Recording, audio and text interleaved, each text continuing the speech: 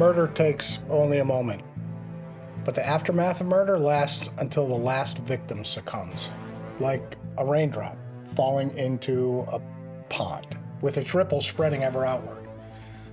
So too the victims of a murder spread out from the deceased to family, friends, and beyond. This is the story of a murder that occurred in 2002, but whose aftermath continues today, affecting many people, indirect victims of murder. This is Aftermath of Murder. The series. So I'm Mike Schuster. I'm a retired emergency physician who's seen a few results of these kind of cases, and that's where my interest is. And my name is Gary. I am retired Navy and retired Navy civilian. I just love true crime podcasts, so that's why I'm here. Now note that for legal reasons, full names will not be used, and all interviews have been edited for brevity and content. December 10th, 2002, in the late afternoon, Rosendo is riding his bike out in the desert in the Salt River Native American community. The scene is an open desert with sparse vegetation. It's accessible only by dirt roads. The Salt River Pima Maricopa Indian community is comprised of two distinct Native American tribes, the Pima and the Maricopa. The man riding the bike happens across a dead body, and when he reports it to authorities, several members of the Salt River Police Department respond. After a cursory exam, the responding officers can tell a few things about the body. And it appears to be a middle-aged man who's been out in the elements for a long time. There's some maggots and there's flies covering parts of the body, but perhaps the most significant thing that they observe to them, that this middle-aged male is not a Native American. He's on a reservation, but he's not a member of the tribe, and hence the jurisdiction of this case falls to that of the Maricopa County and the Sheriff's Office Department. Now, within hours, 8 Maricopa investigators, a lab specialist and supervisor, and several firemen are on the scene. The lead investigator is Detective Seagraves of the Maricopa County Sheriff's Office, and she's been with them for over 20 years. So nothing better than hearing it right from the horse's mouth, right? So let's listen to Detective Seagraves describe the scene for the courtroom. What I observed was a man appearing to be in anywhere between 40 and 50 years old. His hair had not been cut recently, so it was kind of shaggy. He had like maybe a week's growth of facial hair. His nails were unkept. He was laying on his right side. On his left arm, he had a bright green, lime green cast that was very, very clean. His fingers were mummified because they had been exposed to the ambient air, and so he had been there a while. So, from the amount of insect activity, what appears to be animal scavengers, police can tell that he's been out in the desert for at least 5 to 7 days. I noticed an injury to one side of his head, his left side of his head. Looking at his shirt, I could tell that there were perforation injuries to his clothing. After further looking, you could see that there were 3 entrance wounds, but only 2 exit wounds that corresponded with the entrance holes on the front of his shirt to his back of his shirt, so indicating that one of them, 2 were through and through injuries and 1 was not. And around the body, they find that there were patterns in the dirt and blood around the head to indicate heavy breathing. So there's also signs of high-velocity blood spatter. Now, these things, they mean more than likely the victim was still alive when he was brought out to the desert. Exactly. As he was killed here, as opposed to being killed somewhere else and then disposed of here. And it looks like the police collected a fair amount of evidence, in particular, some of the blood swabs, and they also found some shell casings left at the scene. So there were also a lot of crime scene photos taken, as the state and location of the body could be important, although we don't have any of those crime scene photos. Right. Did you have a theory regarding Mr. Price and his positioning when he was shot? Yes. Can you tell us about that? Based on how the body looked when it fell, it was a possibility that he could have been on his knees. And that was my belief at the scene, that he was on his knees at the time he was shot. Once the body's back at the medical examiner's office, an autopsy is conducted by the ME. So Dr. John Hu in court. Dr. Hu describes what he found. Based on the X-ray, I detect one bullet in the head and one in the torso area. And upon external examination, I identify 4 gunshot wounds. And the bullet entered the cranial cavity and lodged in the brain tissue. So the gunshot wounds to the chest were all from the front and downwards. Right. So that suggests that he was facing his killer, but below him. And the bullet to his head was from behind and down again. So the shooter was standing above the victim. Now, if there's anything at all positive about this, it is that the 2 projectiles that are still lodged in the body may provide an opportunity that they can be matched against ballistics with the murder weapon, if that is, they can find the murder weapon. Right. Also, there are 2 tattoos in the body. One is in the upper right chest, and one is on the victim's left shoulder blade. The toxicology report doesn't show signs of any drugs, legal or illegal. So the autopsy reveals that this man was shot 4 times. 2 bullets are still in the body, one in the head and one in the back. So it is possible to collect ballistic evidence from these projectiles. The bullets appear to be on a downward trajectory, which would, according to the lead detective anyway, imply that he was on his knees and the killer was standing above him. I mean, I don't know, Mike. It seems like this is an execution. Exactly. If this is an execution, what does that mean? Crime of passion? I mean, yeah, was it a planned assassination, right? Did they drag him out there? Was this a mob hit? I mean, think about it. So he was brought out to the desert, still alive, placed on his knees, and then executed. I mean, that's pretty dramatic. Yeah. Of course, there's a little bit of speculation. Of course. Because we weren't there, We but weren't there. you can only work with the information you have. Right. All right. So before police can solve his murder, they have to identify who he is. Detective Seagraves described what Maricopa County Sheriffs did to try to identify who this John Doe was. Yes, we did a lot of type of research in reference to trying to identify missing persons, contacting homeless shelters, hospitals, any care facilities that, might have treated mentally ill individuals that might have walked away. We checked teletypes from other agencies, and we actually called all the local jurisdictions in the state of Arizona, inquiring if they had anyone matching this description. One literally glaring thing about the body is that he's wearing this fluorescent green cast on his arm. You'd think that this would be a promising lead, right? I mean, you would like to think so. So police do their very best to track down hospitals and other medical centers that might have affixed this cast. But the cast ends up being a dead end. Yeah.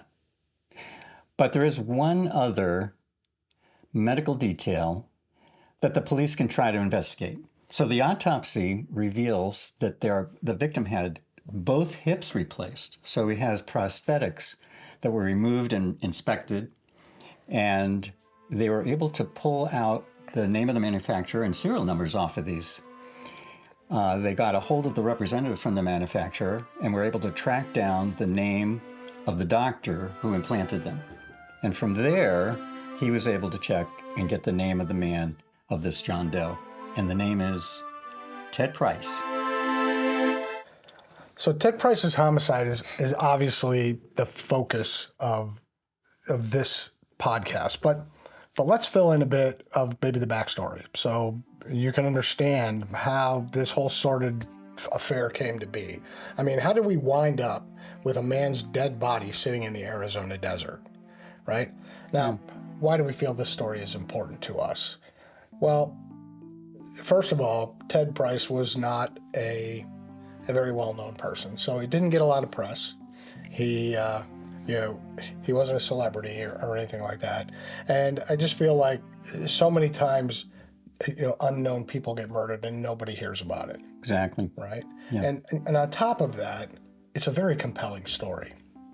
There's nothing you have to make up about this story to make it compelling. It is, as we get into this, you'll see there are twists and turns and crazy stuff that you would not expect. I mean, if you were writing this for television, you would never be able to think of some of the things that have happened. That really happened in this. I mean, it's just kind of amazing.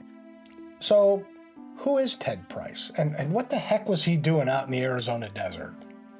Well, it turns out that in the fall of 2002, at the ripe age of 40, Ted had a patchwork of jobs, odd jobs over the last 10 years in both Arizona and Utah, where he was from. But, it seemed that his favorite job was being a stay-at-home dad to his girlfriend Catherine's 2 children, Maria and Wesley. According to his sister Karen, it had been an unconventional relationship, but not bad since Ted was so great with the kids. However, as Ted's mom, Phyllis, states, issues with Kat's daughter, Maria, was a catalyst for their separation. Let's listen to Phyllis tell us the story. She was like maybe 12, and she started going out, drinking, smoking, sex. Sometimes she wouldn't come home at night, so then the next day she didn't go to school and that. So Ted was upset, and he told Catherine, you can't let her do that. You have got to tell her you've got to come home. You've got to get up the next day and go to school. You can't be staying out all night. You can't be smoking, da-da-da. She told him, she says, I'll raise my daughter the way I want to raise her. Not long after that, Ted and Kat split up, and Ted moved back to Utah with his mom. So at this point, Ted is living in Utah, staying with his mom. But now he's decided to finally hunker down, and he's decided to return to school to train as a radiology technician.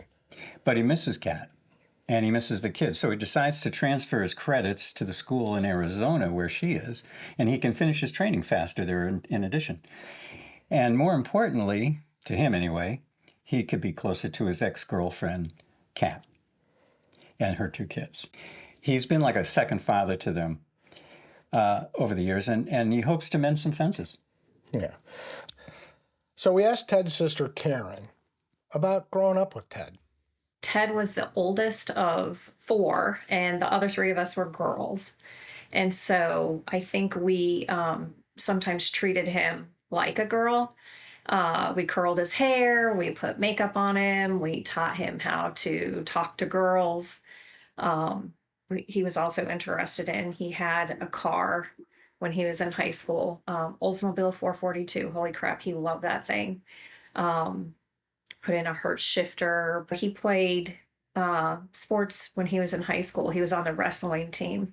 He had pain always when he was younger, pain in his legs. And my mom used to call them growing pains. I don't think they were growing pains. I think even as a youngster, he had arthritis. By the time he was 40 years old, he'd had both of his hips replaced, which is very unusual. And I think it made things a little bit better for him from a pain perspective, but I think he always sort of struggled with that. He didn't go to school really for anything. So I think it was, he didn't have a career. Well, how did you feel about him going back to school? Oh my gosh, it was wonderful. I mean, for once in his life, 40 years old, he was 40 and didn't ever really have a career. And so, again, it was like turning over a new leaf. So it was while Ted was living in Utah alone with his mom that he had an opportunity to reflect on his life and the people in it. He had a teenage daughter and son living in Massachusetts with their mother from his previous marriage. And that happened before meeting Kat. So over the years, he had grown apart from his kids. But it was around this time that Ted wrote both of his kids letters, and he sent them calling cards, right? So remember that this was 2002, like calling cards were a thing, right? I did not write back. We actually didn't have that kind of, which would have made sense back then, obviously, to keep, write letters. It's not like we could FaceTime, like, Right. I don't have text messages I could keep from him or voicemails. So had that been around a different time, I feel like we would have been more connected than separate. Certainly if everybody had cell phones like they do today. Yeah, that's the most unfortunate part, I feel like, Yeah. for this time. Because I mean, he had to send a calling card, and that's long distance phone calls from your house phone. Nobody knows what that is. Right. But I do wish. I mean, it got me in the fields, and it didn't make me angry reading it.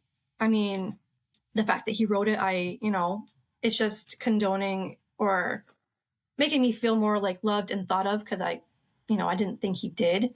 Right. Which is really bad to say, but I mean, if you don't talk all the time and you're being with Catherine and her kids, you kind of feel like you're not important. Right. So, I mean, this made me feel important. And I do wish I probably would have called him. He apologized for not being around his kids and wanted to have a better relationship with them both. There was a boy and a girl. And he was getting his life together. Right. So as mentioned, it was 2002, and Ted had started back to school in Utah to study radiology. But he had decided to transfer his credits and was returning to Arizona to get his certificate there and renew his relationship with his ex-girlfriend, Kat. Now, we asked his sister, Karen, how she felt about him going to school in Arizona. Yeah, I was happy. I thought he was going to get his life together. And I knew that even if he went back to Arizona, I didn't think it would work out with Kat, but I assumed that he would finish his school, and that program allowed him to finish it faster. Ted went back to Arizona, and how did it feel when you never heard from him? What were you thinking? What were you feeling when he just sort of dropped this spirit? So he left on the 17th of November. Right. Okay, take your time. If you want to take a break, we can.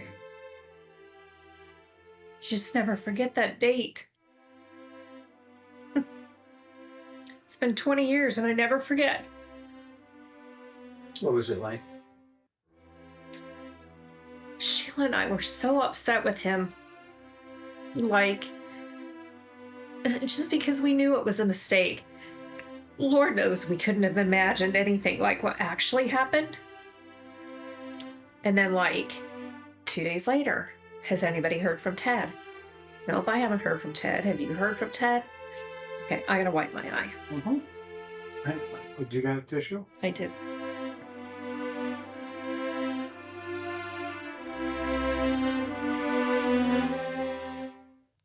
His family is worried that they haven't heard from him, but it's 2002. Right. Right? I mean, it's just not as easy to get a hold of people back then. But there's only so many days that, his sisters Karen and Sheila and his mother Phyllis can sit on their hands. So his mother finally caves and calls Kat.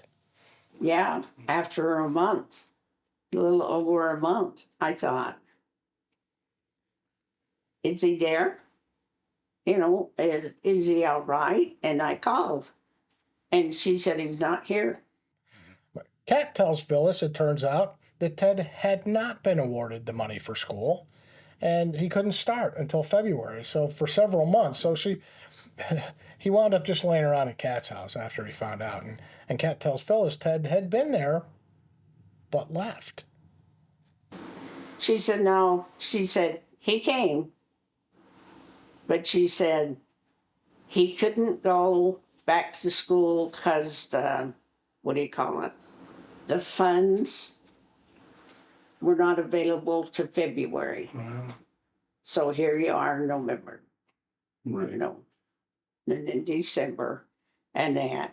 So he just laid around and slept, and she said he wouldn't get out, look for a job. She said, so we put him on the bus. I'm like, Put him on a bus to where? Well, I don't know. She said, we just gathered up money and he went.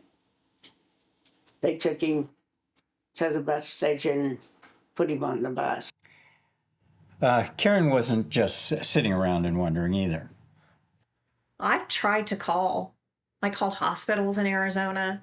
I called the police in Arizona to see if he'd been arrested. He hadn't been arrested. So I told the police I wanted to file a missing persons report because we hadn't seen him. It had been over a week for sure. And certainly that seems like enough period of time. So he said, well, how old is your brother? And I said, he's 40 years old. And he said, if your brother doesn't want to call you, he doesn't have to. And I said, well, I don't think it's that he doesn't want to call me. I think maybe something's happened to him. I think that he's missing. And he said, it's called freedom of movement. He's 40 years old. He can go wherever he wants. And he doesn't have to tell you or your mother or your sister where he's going. But that doesn't make him missing. And he refused to file a missing persons report. Well, it turns out actually, I talked to a friend of mine who is a policeman here locally, and he tells me that back in 2002, that was not unusual. Yeah. That they considered people adults, and if they didn't want to contact their family, they didn't have to. That didn't necessarily make them a missing person.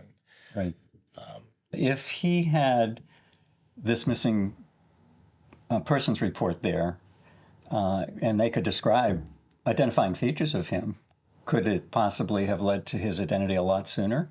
Potentially, right? So that is the question. Should the police have done more? Yeah. Right. Now, while his sisters and mother are doing everything they can to find Ted, the horrific truth finally comes to light. The family receives horrible news.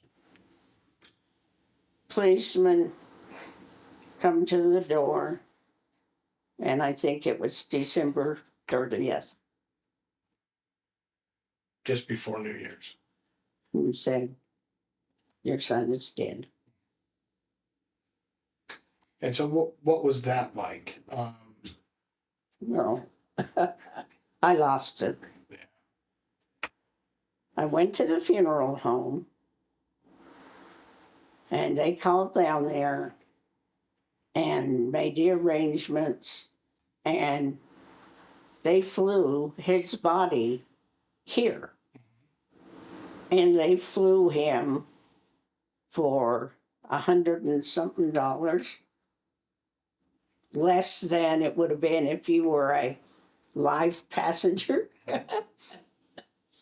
It was the 30th of December, and we were having a family party.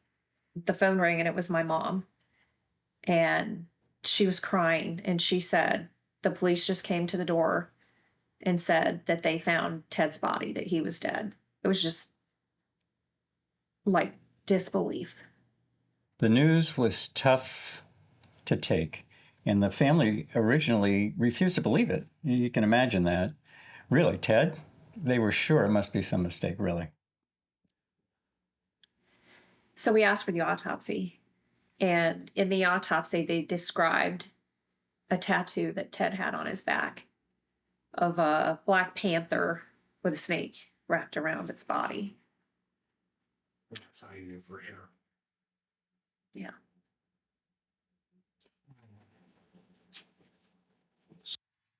My mother sat my brother and I down after she got the call. I don't know. I'm pretty sure she said Karen called her. I'm not 100%. But being the kind of kid that I was, I already knew something was wrong because I knew he was missing. But being the oldest, my first worry was my brother, who was 14, and he was a mess. He was a mess the day of the funeral. He's still a mess now. He planned on going to see him when he turned 18. His plan was to live with him and to make up for the time we didn't get with him as kids.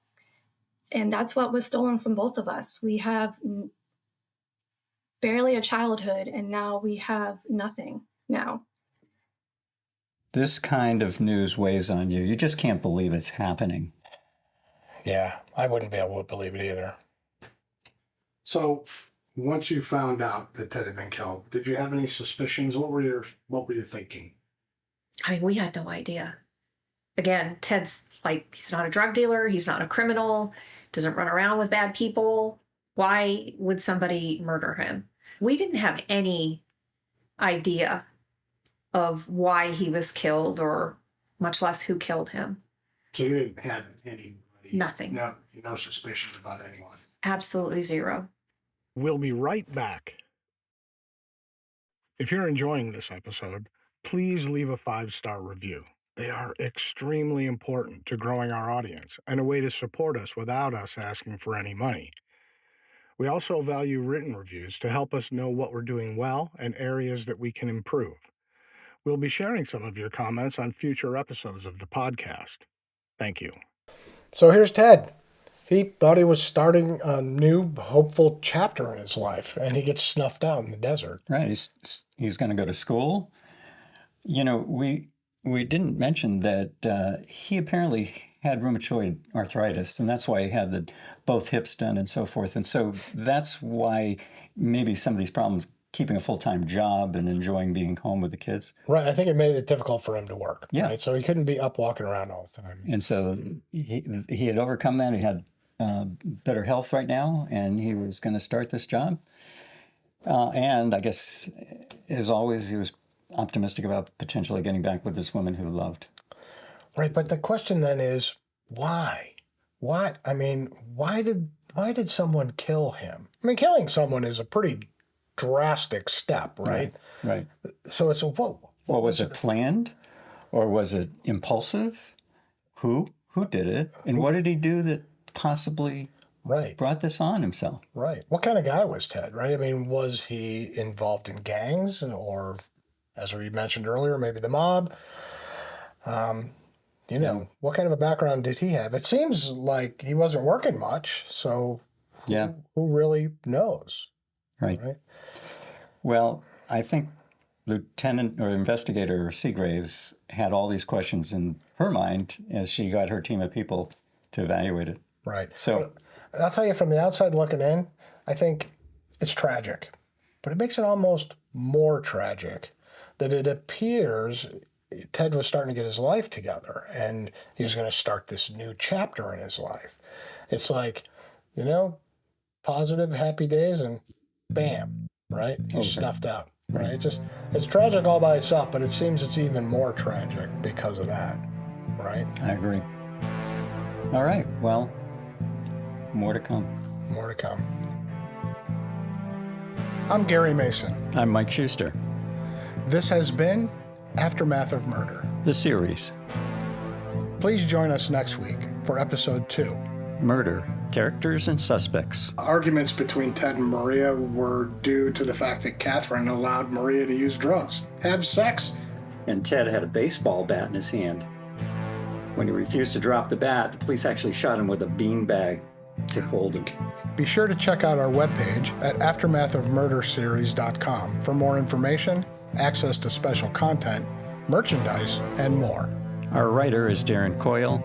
This has been a Closure AOM production in association with KM Voice.